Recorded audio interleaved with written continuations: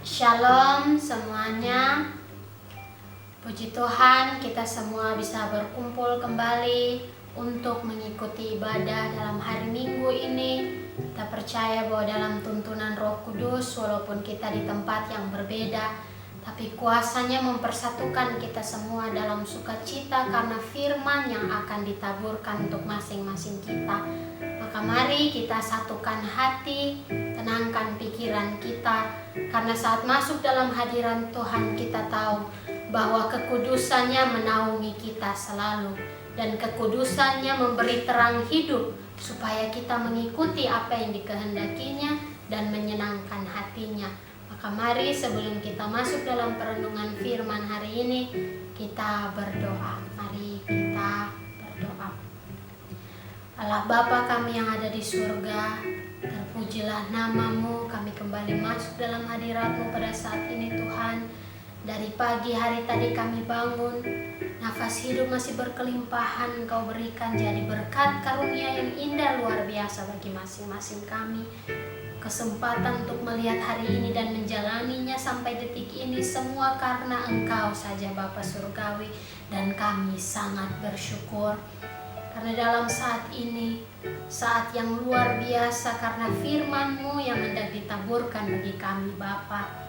Kami tidak ada punya kuat hebat apapun juga. Kami bahkan tidak punya kuasa untuk hidup sendiri dari hebat kami Bapa. Semua karena kebaikan-Mu menopang kami. Dan kami bersyukur oleh kemurahan hati-Mu kami belajar bahwa di dalam Engkau kami menjadi pemenang dalam nama Yesus Kristus. Terima kasih Tuhan, bahwa di dalam Engkau, dalam apapun yang kami lalui dan jalani, Tuhan Engkaulah yang jadi jawaban bagi kami. Terima kasih Bapa untuk perenungan firman hari ini. Kami undang Roh Kudus masuk dalam hati kami. Roh Kudus berkuasalah dari atas kepala sampai ujung kaki, biar segala perlakuan kami, bahkan perkataan, tindakan, juga pikiran pun Bapa berkenan kepadamu. Dan biar hamba yang adalah alat di dalam tangan-Mu Tuhan Yesus Kristus, hanya alat tetapi untuk menyatakan berita kebenaran-Mu, jadilah sesuai dengan kehendak-Mu dalam kehidupan kami. Terima kasih Bapa Surgawi. Bersama dalam satu hati kami naikkan doa kami ini hanya dalam nama Yesus Kristus Tuhan dan Juru Selamat kami, dan di dalam tuntunan Roh Kudus berkuasalah dalam hidup ini Bapa. Haleluya, amin. Ya, firman pada hari ini terdapat di dalam kitab Zakaria pasal 1 ayatnya yang pertama sampai pasal 2 ayatnya yang ke-13. Zakaria pasal 1 ayat 1 sampai pasal 2 ayatnya yang ke-13. Puji Tuhan untuk firman-Nya yang diberikan bagi kita, karena dari Zakaria ini yang ditulis pasal 1 sampai 8 menyatakan tentang penglihatan yang bukan dibuat-buat dari Zakaria sendiri, tetapi yang diberikan oleh Tuhan kepadanya untuk diberitahukan juga kepada umat Israel dan semuanya. Dan di sini yang paling pertama, pasal paling pertama menyatakan di bawah perikop seruan untuk bertobat. Maka penglihatan ini bukanlah penglihatan sejenak saja, penglihatan yang sepele sebentar saja, tetapi penglihatan yang mempunyai arti dan makna yang Bapa Surgawi izinkan untuk diberitahukan dan diperingatkan bagi yang mendengarnya. Dan itulah sama seperti kita saat ini. Kita tidak tahu apapun juga, bahkan diri Angel sendiri pun hanya alat di dalam tangan Tuhan Yesus.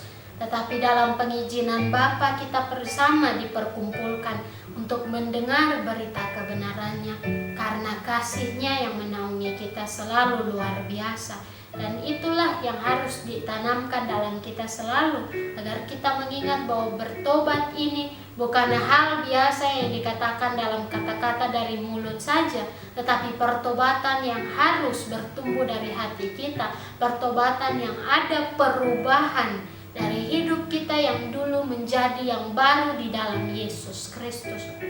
Dan itu membawa kita dalam ayat pertama dan ayat kedua. Dalam bulan yang ke-8 pada tahun kedua zaman Darius, datanglah firman Tuhan kepada Nabi Zakaria bin Berekia bin Ido, bunyinya, sangat murka Tuhan atas nenek moyangmu. Dan itu yang pertama diberikan, apa yang dinyatakan oleh Bapa Surgawi kepada Zakaria untuk diberitahukan kepada umat Israel, sangat murka Tuhan atas nenek moyangmu. Maka di situ membuat umat Israel berpikir kembali dalam apa yang nenek moyang mereka lakukan dulunya, apa yang mereka perbuat sampai membuat Bapa begitu murka, sangat murka Tuhan kepada nenek moyangmu. Sebab itu katakanlah kepada mereka, beginilah firman Tuhan semesta alam, kembalilah kepadaku, demikianlah firman Tuhan semesta alam, maka aku pun akan kembali kepadamu, firman Tuhan semesta alam. Dan itu pun yang Tuhan Yesus mau ajarkan bagi kita dalam masa sekarang ini, masa yang bukan untuk main-main, karena masa ini adalah masa akhir zaman.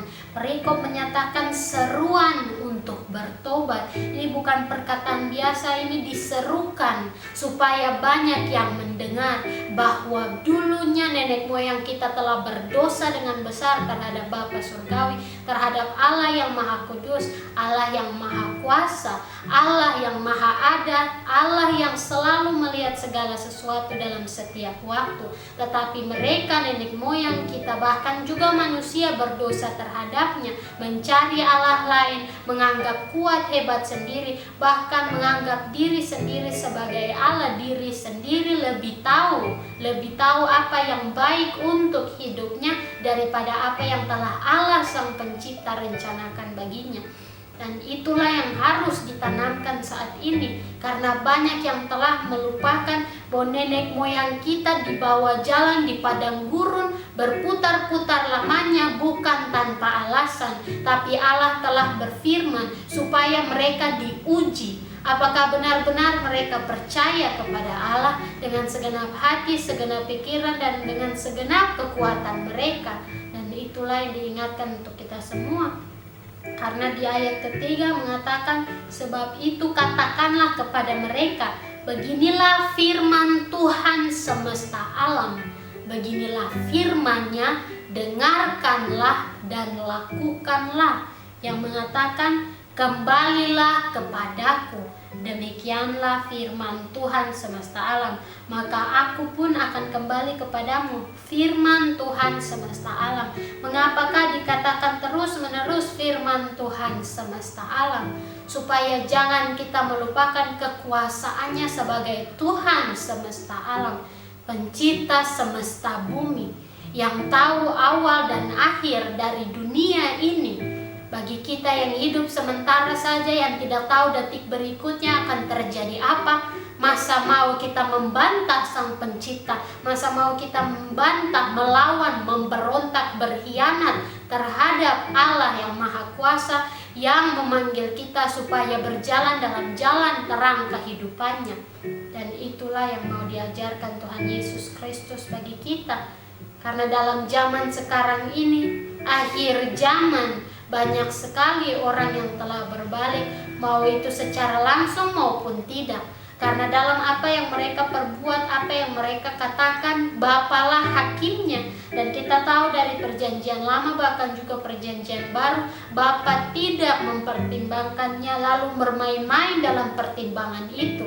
Bapa dalam memutuskan satu kali jadi, bukan tanpa harus ada pengecualian dalam apa yang manusia katakan untuknya. Manusia sarankan ini, Bapa harus ikut ini. Tidak demikian, tidak pernah dan tidak akan pernah, karena Ialah Allah.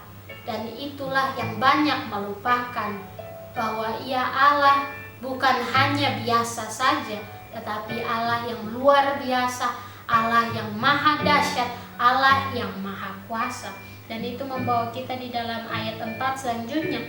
Janganlah kamu seperti nenek moyangmu yang dulunya berbalik dengan gampang. Nenek moyangmu yang dulunya gampang terpengaruh dengan sekitar. Nenek moyangmu yang dulunya gampang hilang karena meragukan kuasa Tuhan. Banyak yang dinyatakan juga sama seperti dalam apa yang Tuhan Yesus berikan perumpamaan tentang seorang penabur. Di dalam tanah-tanah yang berbeda, di situ pun ada arti dan maksudnya. Baik tanah yang berbatu, tanah yang penuh duri, tanah di pinggir jalan, atau tanah yang memang baik siap untuk menerima benih, untuk bertumbuh dengan indah, menyenangkan hati tuannya. Dan itulah yang diingatkan untuk kita semua. Karena di sini janganlah kamu seperti nenek moyangmu yang kepadanya para nabi yang dahulu telah menyerukan demikian. Beginilah firman Tuhan semesta alam, sama halnya yang telah diperintahkan untuk kamu sekarang ini dalam ayat 3 tadi. Beginilah firman Tuhan semesta alam. Berbaliklah dari tingkah lakumu yang buruk dan dari perbuatanmu yang jahat.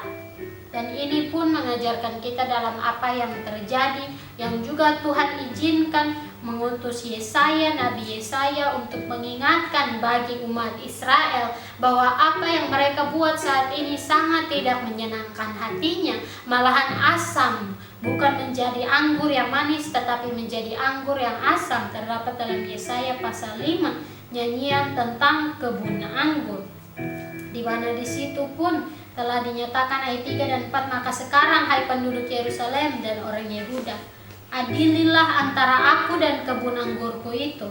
Apatah lagi yang harus diperbuat untuk kebun anggurku itu yang belum kuperbuat kepadanya? Aku menanti supaya dihasilkannya buah anggur yang baik. Mengapa yang dihasilkannya hanya buah anggur yang asam? Dan di situ yang diingatkan untuk kita di dalam ayat 7, sebab kebun anggur Tuhan semesta alam ialah kaum Israel, dan orang Yehuda ialah tanam-tanaman kegemarannya.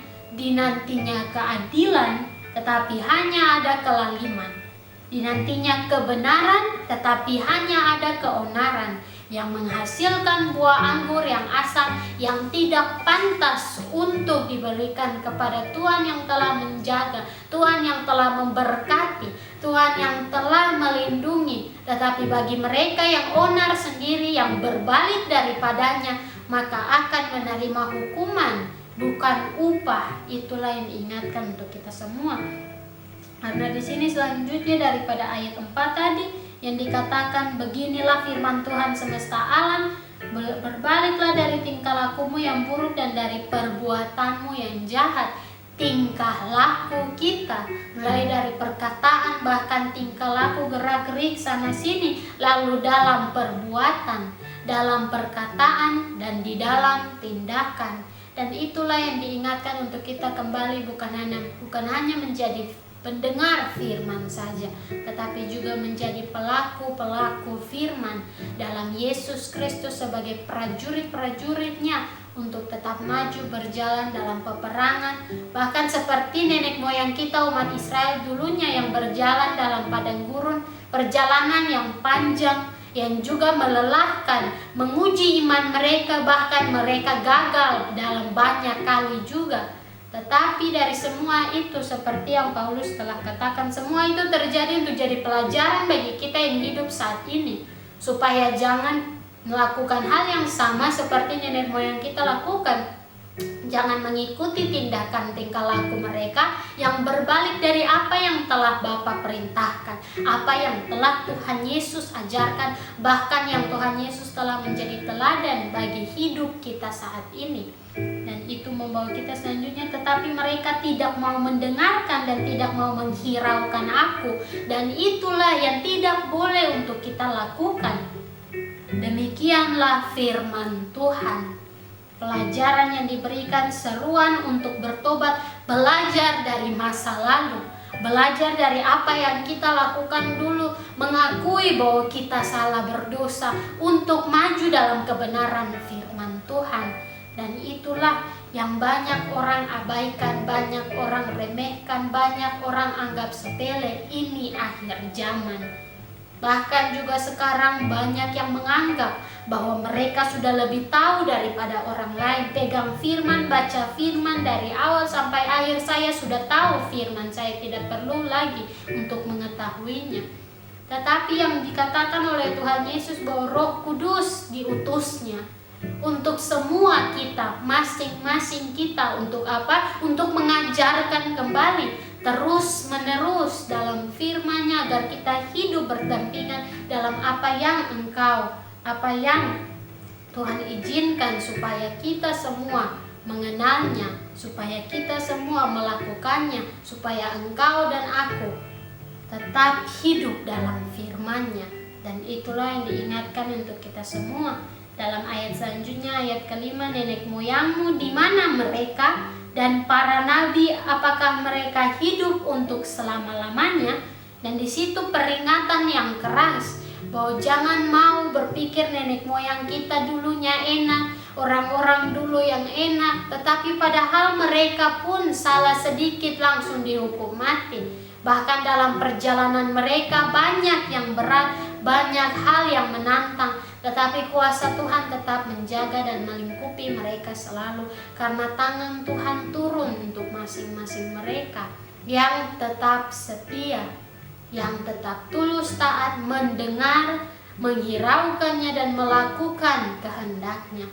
Dan di situ selanjutnya dalam ayat 6, tetapi segala firman dan ketetapanku yang telah kuperintahkan kepada hamba-hambaku para nabi, bukankah itu telah sampai kepada nenek moyangmu?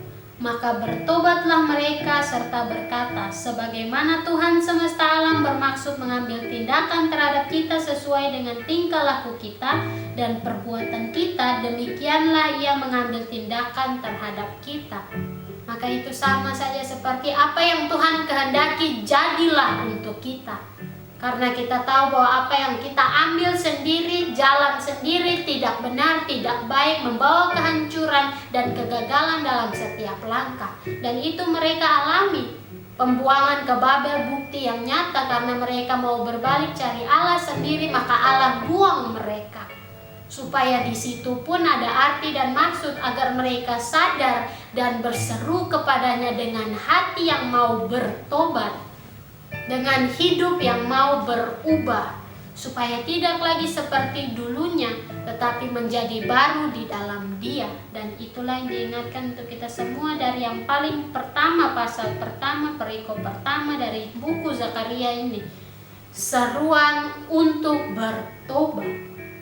Bahwa dalam zaman sekarang ini pun Tuhan Yesus mengizinkan, bahwa ini pun menjadi bersaksi, Tuhan Yesus mengizinkan di dalam pergumulan Tuhan memperlihatkan tentang dunia zaman sekarang ini. Iblis tertawa setiap hari, karena setiap hari ia melihat ada pun anak-anak Tuhan yang jatuh di dalam perangkapnya, yang juga berpikir tidak perlu lagi untuk melakukan pertobatan karena mereka sudah masuk, mereka sudah Kristen, mereka sudah melakukan kebenaran, mereka sudah baik dan benar, mereka sudah aman, tinggal tunggu waktu saja sudah aman kok.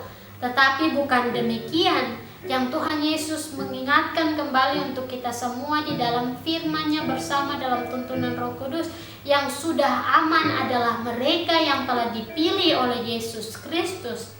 Bagi mereka itu pun bukan dapat gampang-gampang saja. Wahyu mengajarkan dengan tegas bagi kita semua, supaya kita tidak menganggap enteng dan tidak menganggap remeh apa yang akan datang, yaitu waktu masa-masa kesukaran. Dan dalam murka Allah jika kita tertinggal, maka dalam zaman sekarang ini, dalam waktu yang ada ini, Tuhan mau pertobatan kita ada, pertobatan itu dihasilkan terus menerus dalam hari ke hari dari hati kita tulus taat setia melakukan yang Bapa kehendaki, agar kita pun menjadi salah satu dari yang aman, dari yang telah menang, dari yang menerima apa yang Tuhan sediakan, bukan dalam paksaan tapi tepat pada waktunya. Dan itulah yang diingatkan untuk kita semua.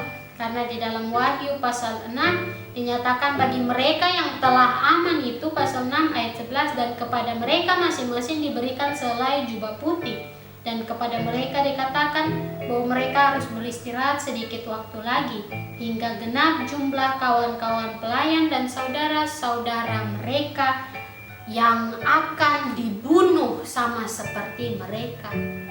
Dan itu mengajarkan untuk kita pertobatan yang Tuhan minta.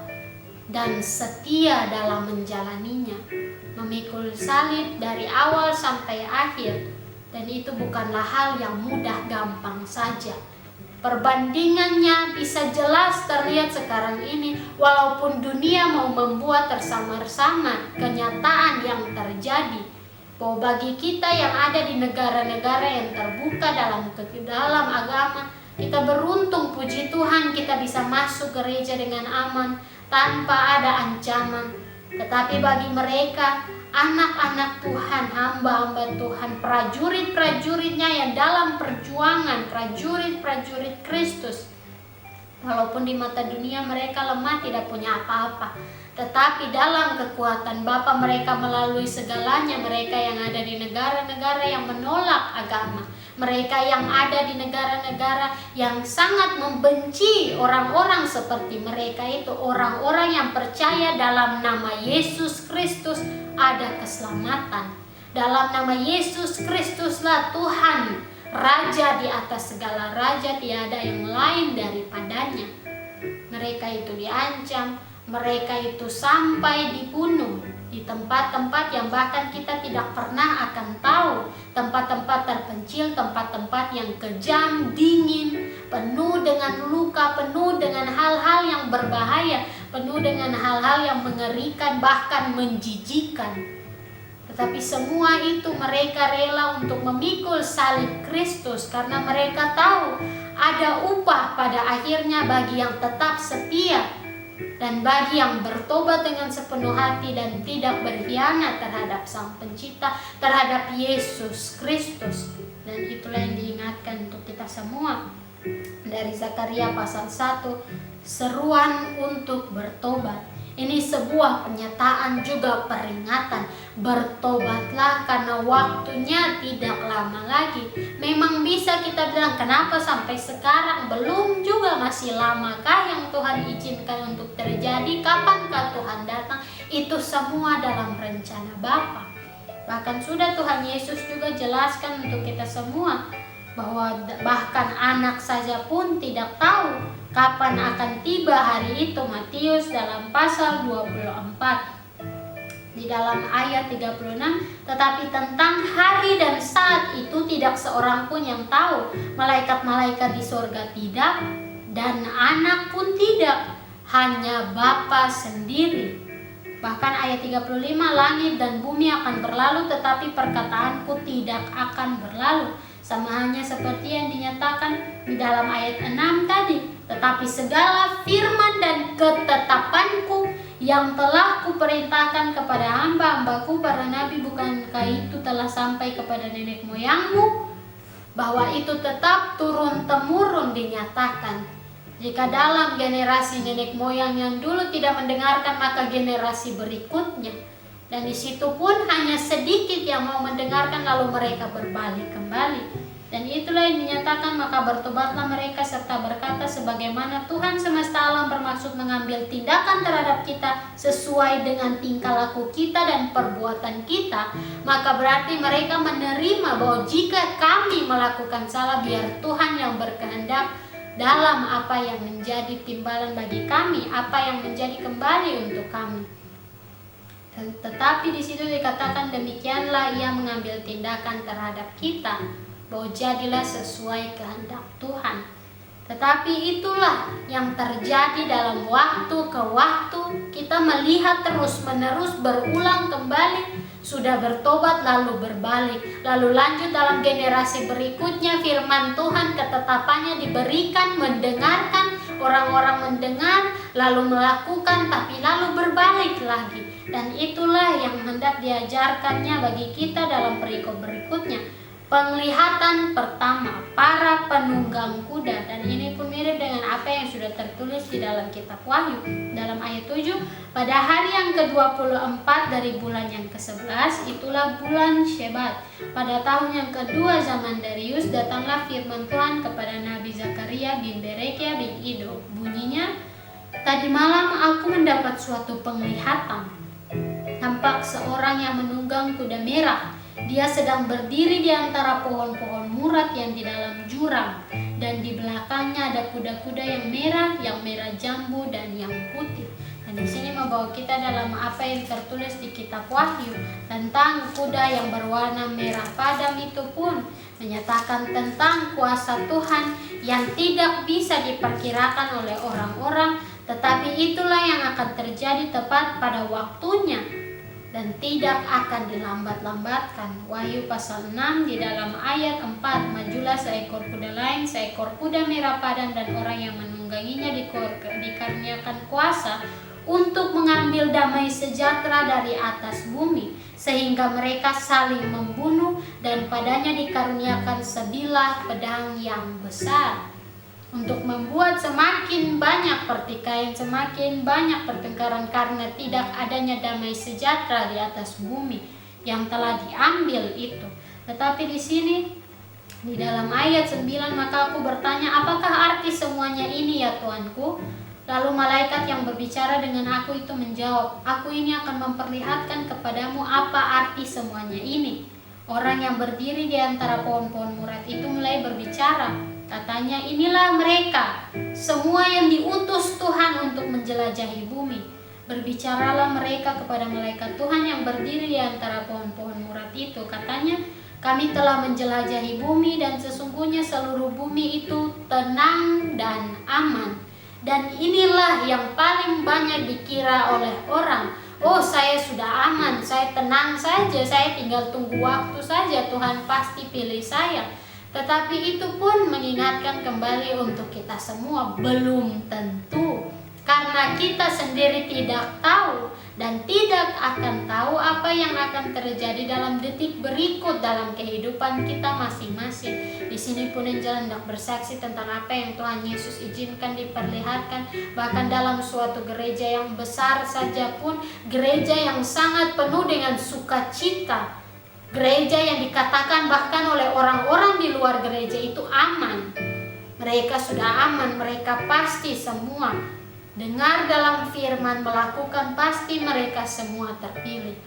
Tetapi nyatanya tiba waktu Tuhan, waktu yang mengerikan bagi mereka yang tidak terpilih untuk diselamatkan. Bagi mereka yang tertinggal itu waktu pengangkatan. Tidak satu pun dalam gereja yang dikatakan aman itu terangkat. Karena mereka semua hidup seperti mempunyai dua sisi. Saat masuk dalam gereja mereka taruh sisi yang putih bersih, saat keluar lalu taruh sisi gelap. Dan itulah yang mengingatkan untuk kita semua, bahwa tenang dan aman tidak akan bertahan selamanya jika masih ada dalam dunia.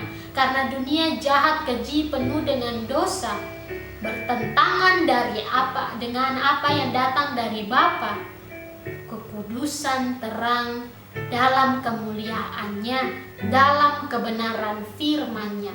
Dan itulah yang hendak diingatkan untuk kita semua. Kembali dalam pasal 1 tadi, dalam perikop berikut, dalam perikop sebelumnya, seruan untuk bertobat.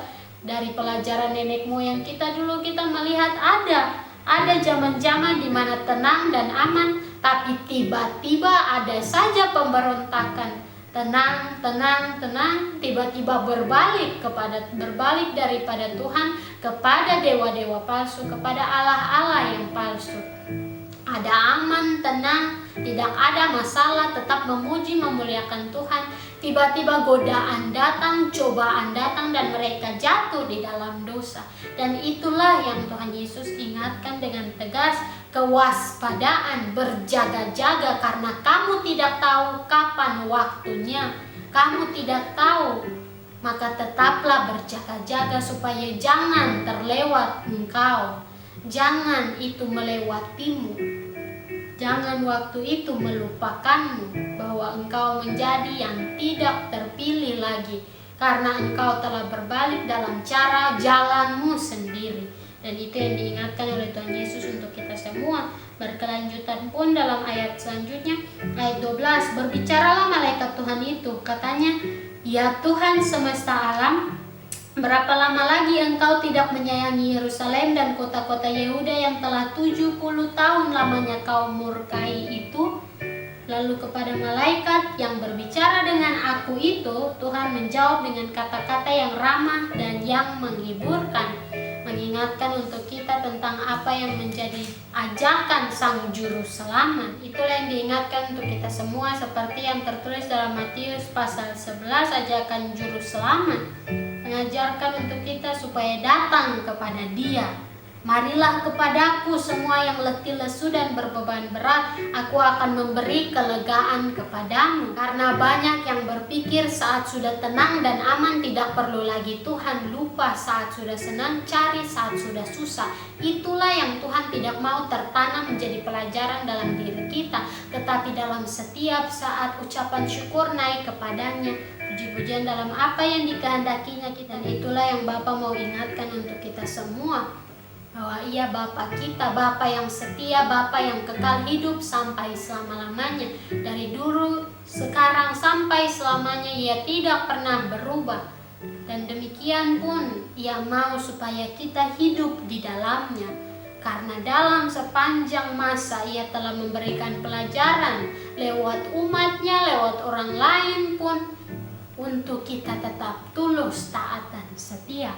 Karena di sini selanjutnya dalam ayat 14, berkatalah kepadaku malaikat yang berbicara dengan aku itu, serukanlah ini, beginilah firman Tuhan semesta alam, sangat besar usahaku untuk Yerusalem dan Sion, tetapi sangat besar murkaku terhadap bangsa-bangsa yang merasa dirinya aman, yang sementara aku murka sedikit telah membantu menimbulkan kejahatan. Dari ini jelas mengingatkan untuk kita semua, Ia Allah yang Maha Kuasa tetapi mengasihi umat kepilihannya. Ia Allah yang Maha Dahsyat tetapi menyayangi mereka yang tetap setia, menyayangi anak-anaknya yang tetap bersandar di dalamnya, tetap berlindung kepadanya, dan tetap mencari Dia dalam segala waktu. Dalam apa yang terjadi, mereka tetap ada padanya. Tetapi di sini dinyatakan bahwa firman Tuhan semesta alam, sangat besar usahaku untuk Yerusalem dan Sion. Dan itu membawa kita dalam apa yang tertulis di dalam kitab Zefanya, mengingatkan kita tentang apa yang menjadi rencana Tuhan, bahwa Tuhan sedang berusaha dengan murka yang hangat supaya jangan sampai ada yang binasa banyak. Tetapi ternyata itulah yang akan terjadi karena banyak yang tidak mau mendengarkan seruan untuk bertobat ini. Di dalam kitab Zefanya pasal pertama, yang juga dalam perikop penghukuman pada hari Tuhan, yang mengingatkan untuk kita semua di dalam ayat 8, pada hari perjamuan korban Tuhan, itu aku akan menghukum para pemuka, para anak-anak raja dan semua orang yang memakai pakaian asing, karena mereka tidak termasuk dalam umatnya, mereka tidak termasuk dalam apa yang menjadi miliknya. Dan itulah yang menjadi peringatan untuk kita semua. Ia mengasihi kita, tapi bagi yang tetap tidak mau bertobat, maka tidak ada kesempatan jika sudah terlambat. Itulah yang ditegaskan Bapa bagi kita, seruan untuk bertobat, karena Ia hakim yang adil dan benar. Dan itu membawa kita di dalam selanjutnya, yang dikatakan tadi di dalam ayat 15, tetapi sangat besar murkaku terhadap bangsa-bangsa yang merasa dirinya aman, yang merasa tidak ada tantangan, yang merasa seperti mereka akan selamat dalam berbagai macam hal yang terjadi bagi mereka. Tidak demikian, karena mereka pun hanya manusia saja. Dan itu pun menjadi pelajaran bagi kita, bahwa jangan sampai kita merasa terlalu aman, kita menjadi keenakan dengan situasi yang ada, keenakan waktu masih lama, keenakan tidak apa-apalah. Tetapi itu bukan yang Bapa minta, yang Tuhan Yesus ajarkan. Berjaga-jaga, waktunya sudah dekat. Menjelang hari Tuhan yang semakin mendekat, marilah kita tetap setia dalam beribadah kita, dalam kita mengerjakan keselamatan, dan janganlah kita lalai seperti apa yang telah dilakukan oleh nenek moyang kita dulunya. Mereka yang sudah menganggap aman lalu lupa Tuhan, lalu menaikkan syukur kepada Allah lain. Dan itu mengajarkan bukan hanya tentang berhala-berhala saja, tetapi juga dalam zaman sekarang ini iblis memakai berbagai macam cara untuk kita sibuk, berbagai macam cara supaya kita berbalik daripada Tuhan, membelakangi apa yang menjadi kebenarannya. Dan itu pun banyak yang orang pakai menjadi alasan, saya sibuk ini, saya sibuk itu, banyak yang terjadi. Tapi dalam segala sesuatu yang Tuhan minta adalah kita masuk dalam hadiratnya, adalah kita tetap tulus, taat, dan setia, adalah kita tetap memegang firman kebenarannya dan bertumbuh menghasilkan buah pertobatan yang berkenan di hadapannya, apa yang Ia sudah perintahkan. Dan selanjutnya di situ dikatakan tentang yang sementara aku murka sedikit telah membantu menimbulkan kejahatan. Tuhan sudah mengizinkan banyak sekali tanda-tanda dalam akhir zaman ini terjadi. Bencana di mana-mana, penyakit yang sekarang ini semua orang pasti sudah tahu, COVID-19 yang sudah menyebar ke seluruh tempat. Tetapi segala sesuatu yang terjadi, bencana, juga menyertai kejahatan manusia yang semakin bertambah. Tuhan Yesus telah mengatakannya, kasih akan menjadi dingin, damai sejahtera sudah diambil, maka apalagi yang tersisa bagi yang hidup dalam kegelapan, kehancuran, pertikaian, pertengkaran. Dan itu pun yang diingatkan untuk kita bersama dalam perikop kedua ini, penglihatan pertama para penunggang kuda. Karena sama halnya mereka melaporkan kembali bahwa dunia sekarang ini seperti aman dan tenang saja. Dunia yang mereka lihat itu, yang mereka pantau, jelajahi itu seperti tidak ada masalah, dan banyak orang yang telah keenakan melupakan Tuhan. Maka disitulah yang seperti Tuhan Yesus telah menyatakan di dalam kitab Lukas pasalnya yang ke-12, mengingatkan untuk kita semua dalam apa yang Tuhan Yesus sudah katakan. Pasal 12 di dalam ayat 51. Kamu menyangka bahwa aku datang untuk membawa damai di atas bumi? Bukan, kataku kepadamu, bukan damai, melainkan pertentangan. Karena mulai dari sekarang akan ada pertentangan antara 5 orang di dalam satu rumah, 3 melawan 2 dan 2 melawan 3. Maka di situ yang akan saling bertentangan, ayah melawan anaknya laki-laki, anak laki-laki melawan ayahnya, ibu melawan anaknya perempuan, dan anak perempuan melawan ibunya, ibu mertua melawan menantunya perempuan, dan menantu perempuan melawan ibu mertuanya. Dalam apa yang terjadi dalam masa yang singkat ini mengajarkan untuk kita semua untuk jaga hati, tetap minta tuntunan Roh Kudus, damai sejahtera, supaya jangan kita keenakan maupun terpengaruh dengan orang yang mau menimbulkan pertikaian. Karena yang Tuhan Yesus nyatakan pertentangan bukan pertengkaran, pertentangan antara kebenaran dan apa yang salah, pertentangan antara terang dalam hidup, terang dalam firman Tuhan, dengan gelap dalam dosa, gelap dalam apa yang akan membawa kepada kematian, apa yang akan membawa kepada kebinasaan. Dan itulah yang diajarkan untuk kita semua.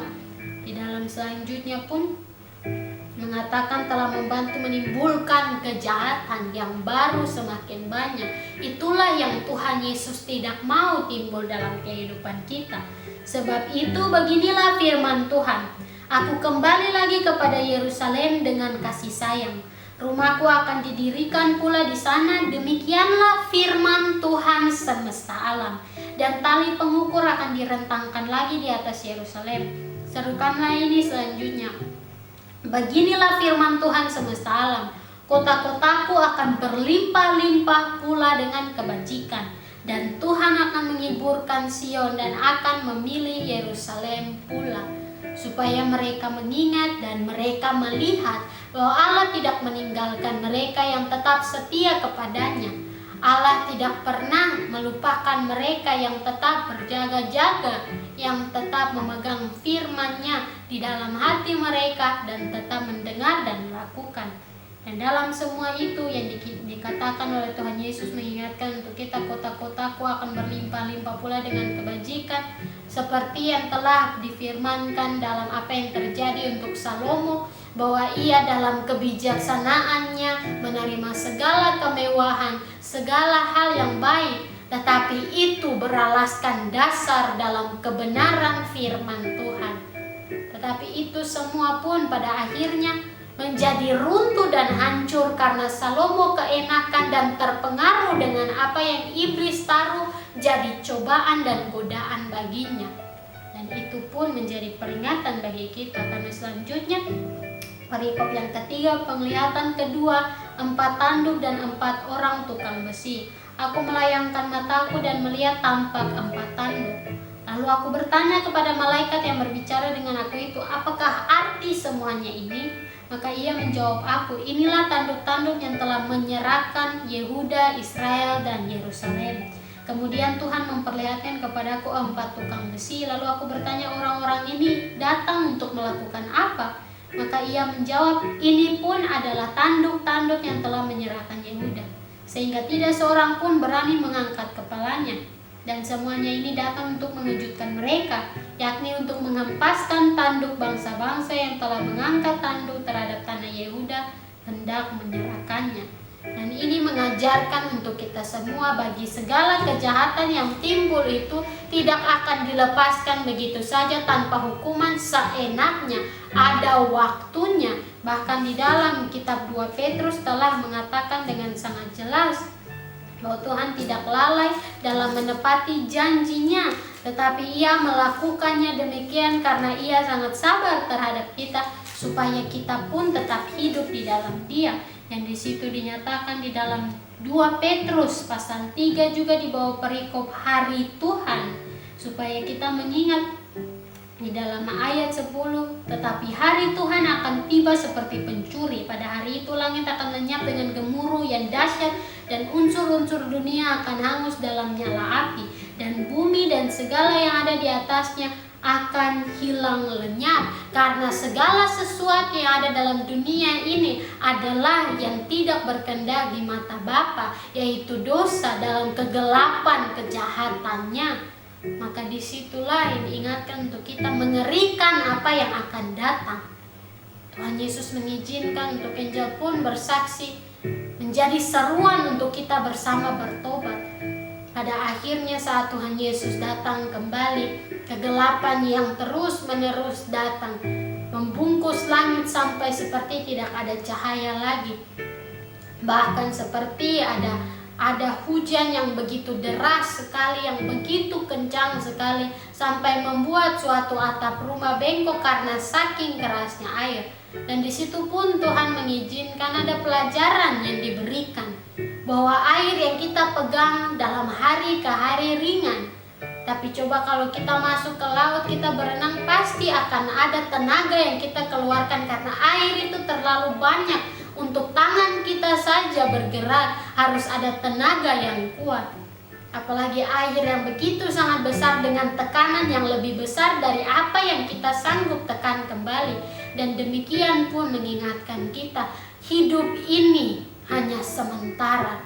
Jangan pakai untuk hal yang sia-sia, tetapi tetap kerjakan keselamatan, karena dengan demikianlah kita hidup dalam terang kasih Bapa, dalam kekudusan, kemuliaan, kebenaran firman-Nya.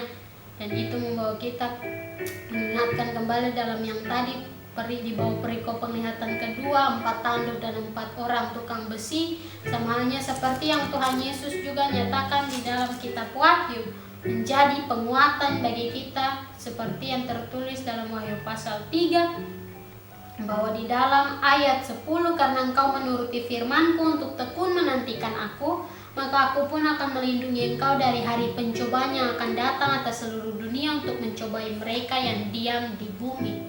Bahkan mereka yang ada pada sisi musuh pun, mereka yang ada dalam sisi pemberontak, yaitu mereka yang berbalik, mereka yang tidak mau mengakui bahwa cara Tuhanlah yang pikul salib inilah yang menuju keselamatan. Dan itu membawa kita dalam selanjutnya, penglihatan ketiga, seorang yang memegang tali ukuran. Aku melayangkan mataku dan melihat tampak seorang yang memegang tali pengukur. Lalu aku bertanya, kemanakah engkau ini pergi? Maka ia menjawab, aku ke Yerusalem untuk mengukurnya, untuk melihat berapa lebarnya dan panjangnya. Sama halnya pun yang ada dalam kitab Wahyu, di mana bait suci diukur. Tetapi di situ jika kita membacanya bersama, bahwa apa yang tertulis di dalam Wahyu. Yang diukur itu bukan sama seperti yang terdapat dalam Zakaria ini tali ukuran, tetapi di dalam Wahyu pasal 11 di bawah perikop 2 saksi Allah, di dalam ayat 1, kemudian diberikanlah kepadaku sebatang bulu seperti tongkat pengukur rupanya. Dan kata-kata yang berikut, bangunlah dan ukurlah bait suci Allah dan mezbah dan berkata dan mereka yang beribadah di dalamnya. Tetapi kecualikan pelataran bait suci yang di sebelah luar, janganlah engkau mengukurnya, karena ia telah diberikan kepada bangsa-bangsa lain dan mereka akan menginjak-injak kota suci 42 bulan lamanya.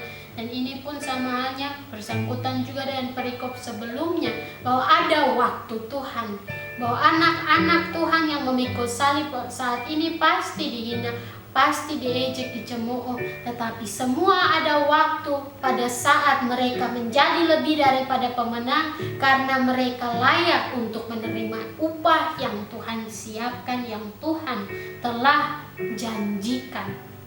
Dan di sini mengatakan untuk kita semua, tali ukuran berbanding dengan apa yang ada dalam Wahyu, tongkat ukuran. Mengingatkan untuk kita tali ini agar kita terikat bersama, bukan dalam terpaksa tapi dalam kasih dan tulus taat setia. Sama halnya seperti jemaat mula-mula, mereka yang terikat bukan karena paksaan tetapi dalam ikatan kasih Yesus Kristus. Walaupun mereka diincar, dihina, sampai diancam untuk dibunuh, tetapi mereka tetap setia dan mereka tetap menjalankan apa yang menjadi kehendak Bapa surgawi.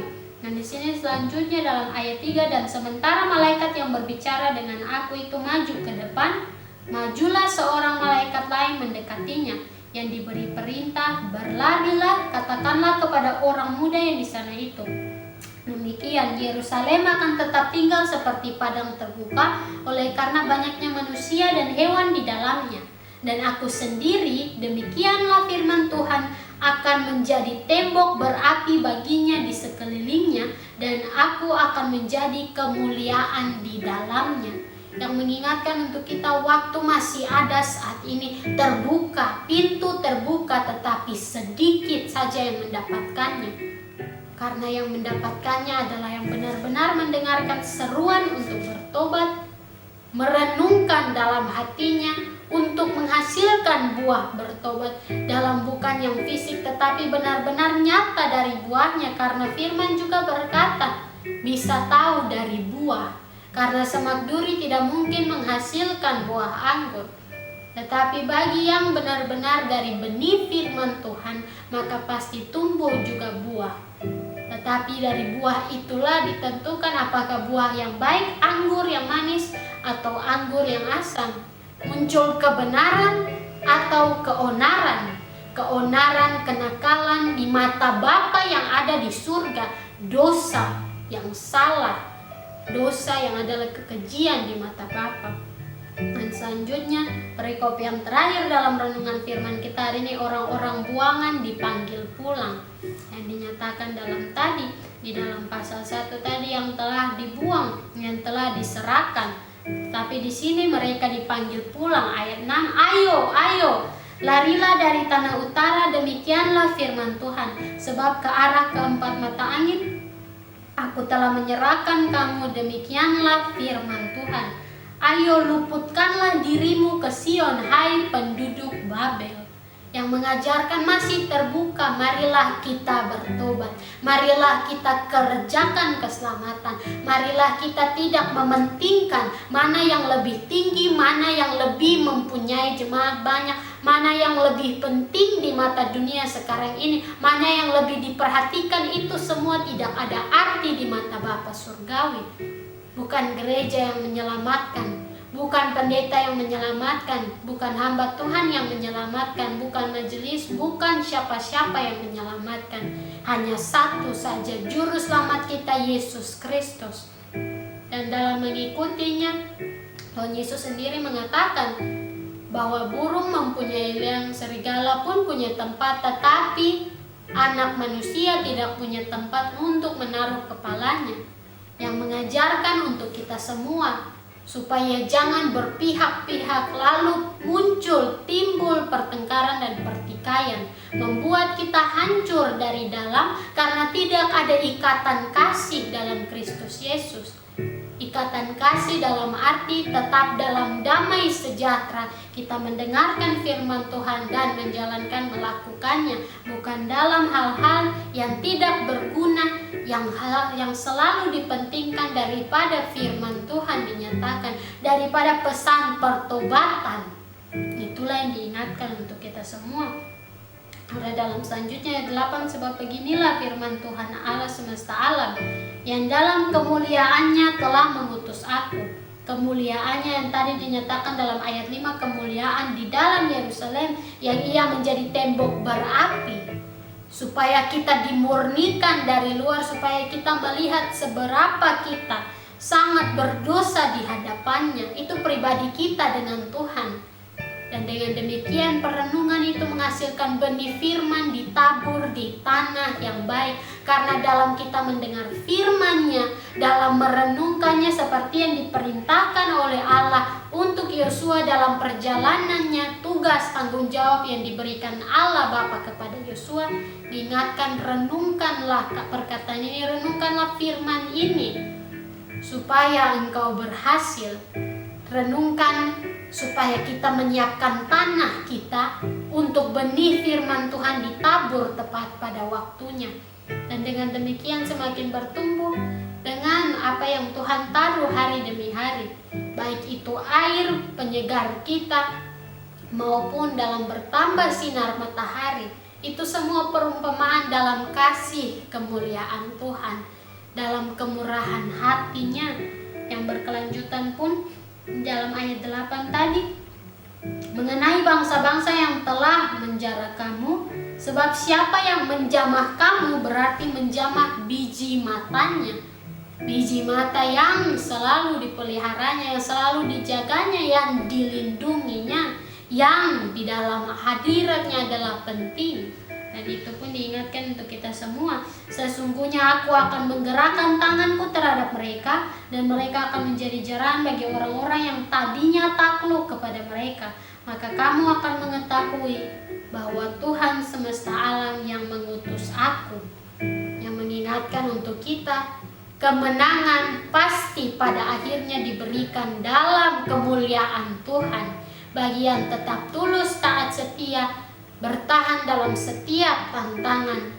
Karena itu pun menjadi ujian apakah kita benar setia kepada Tuhan ataukah mudah terpengaruh dalam cobaan dosa. Dan selanjutnya, bersorak-sorailah dan bersukarialah hai putri Sion, sebab sesungguhnya aku datang dan diam di tengah-tengahmu, demikianlah firman Tuhan.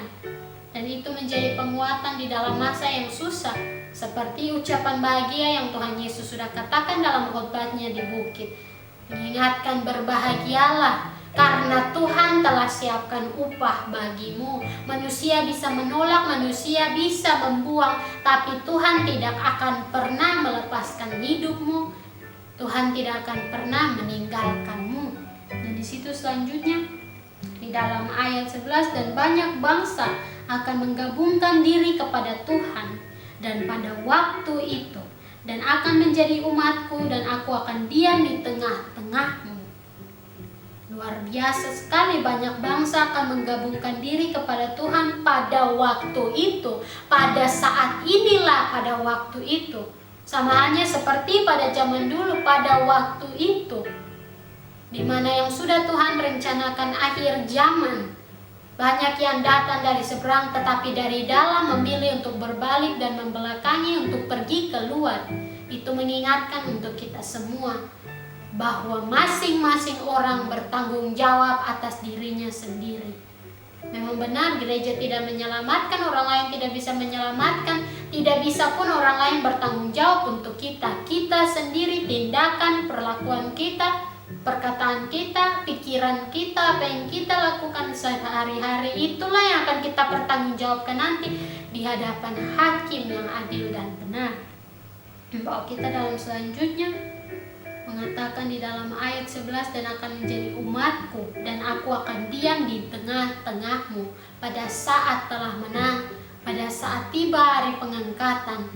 dan mereka yang dipilih untuk diselamatkan, merekalah yang menerima upah itu tinggal di tengah-tengah rumah kerajaan Allah Bapa di surga.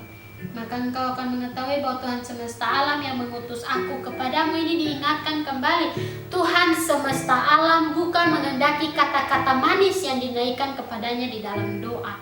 Tuhan semesta alam, Tuhan kita Yesus Kristus Sang Juru Selamat, tidak menghendaki pertobatan yang hanya keluar dari mulut saja, tetapi yang dari hati dengan dasar tanah yang baik, perenungan untuk minta ampun, dan dalam pertobatan perubahan hidup menjadi yang baru. Dan selanjutnya Tuhan akan mengambil Yehuda sebagai miliknya di tanah yang kudus, dan ia akan memilih Yerusalem pula. Berdiam dirilah hai segala makhluk di hadapan Tuhan, sebab ia telah bangkit dari tempat kediamannya yang kudus. Ia telah bangkit dan ia akan datang, maka berjaga-jagalah menyongsongnya. Di sini pun yang hendak bersaksi tentang apa yang Tuhan Yesus izinkan memperlihatkan, bahkan juga seperti suatu perumpamaan pada saat Tuhan Yesus datang kembali nanti. Tiba hari pengangkatan, hari di mana ia datang kembali itu, hari yang ditunggu banyak anak-anaknya. Tetapi pada saat itu Tuhan Yesus memperlihatkan seperti suatu perumpamaan orang-orang yang tetap tulus taat setia. Mereka memegang pelitanya dengan terang, api yang menyala dengan terang, itulah Roh Kudus. Api Roh Kudus yang tidak pernah mereka padamkan, karena mereka selalu jaga api itu yang tetap menyala, tetap menjadi terang dalam hidup mereka. Tetapi ada pun yang lain, mereka panik dan berteriak, bahkan sampai berkata-kata, mana pelitaku, mana aku taruh itu. Karena mereka tidak tahu di mana telah menaruhnya. Mereka meninggalkan begitu saja, menganggap nanti kalau sudah datang baru dinyalakan. Tetapi tidak, itu bukan yang Tuhan mau. Tuhan melihat mana yang benar-benar berjaga-jaga, siap sedia. Dan itulah yang Tuhan mau ajarkan bagi kita semua. Jangan sampai tiba waktu kita lupa taruh pelita di mana. Jangan sampai tiba waktu kita lihat pelita kita apinya padam karena kita tidak tetap berjaga-jaga dan berwaspada. Tapi kiranya api itu tetap menyala dalam pelita yang tetap aman, pelita yang tetap utuh, yang berkehendak kepada Bapa surgawi. Itulah yang diingatkan untuk kita semua dalam firman hari ini lewat kesaksian pun. Puji Tuhan semua karena kebaikannya. Angel hanya adalah alat di dalam tangan Tuhan. Kalau bukan karena kebaikannya, tidak akan pernah mungkin demikian. Tetapi semua karena kasih-Nya, supaya pesan hari ini disampaikan. Seruan untuk bertobat, sama seperti dalam kitab Zefanya pun menyatakan demikian, seruan untuk bertobat. Tetapi singkat dan jelas mengatakan supaya jangan tiba hari murka itu, tiba hari Tuhan yang dahsyat, bahkan pahlawan pun tidak akan berani. Karena pada saat itulah akan nyata benar mana yang setia, mana yang tidak, mana yang terpilih, mana yang tertinggal, mana yang menerima upah dan mana yang akan menerima hukuman. Maka marilah kita berusaha untuk menjadi yang menerima upah. Kita berusaha untuk tetap mengerjakan keselamatan, menjadi yang tetap setia sampai akhirnya. Kiranya firman ini bertumbuh dalam diri jiwa kita, menghasilkan buah anggur yang manis, yang menyenangkan hati Bapa kita yang ada di surga. Tuhan Yesus Kristus memberkati kita semua sampai waktu Tuhan Yesus datang kembali ke dunia untuk yang kedua kali. Amin.